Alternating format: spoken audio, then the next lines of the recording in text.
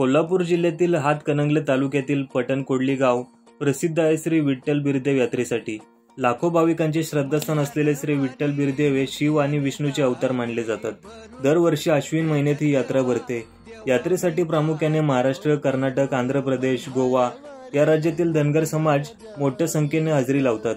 यात्रेसाठी विजापूरहून आलेली मानाचे बाशिंग विठ्ठल बिरदेवास अर्पण केले जाते। या यात्रेसाठी सोलापूर जिल्ह्यातील अंजनगावचे फरांडे बाबा चालत पटणकोडलीला येतात।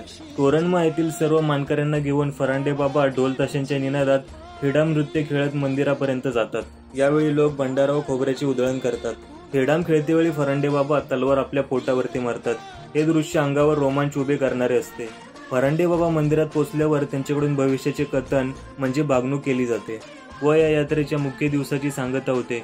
पुढील 5 दिवस पालखी सोहळा होतो व शेवटच्या पालखी सोहळ्या दिवशी फरांडे बाबा पालखी मागे ओवी म्हणत बागुबाई देवीची ओटी भरतात व यात्रेची सांगता होते। मित्रांनो, तुम्ही कधी यात्रेला गेलाय का? मला कमेंट करून सांगा आणि फॉलो करायला विसरू नका।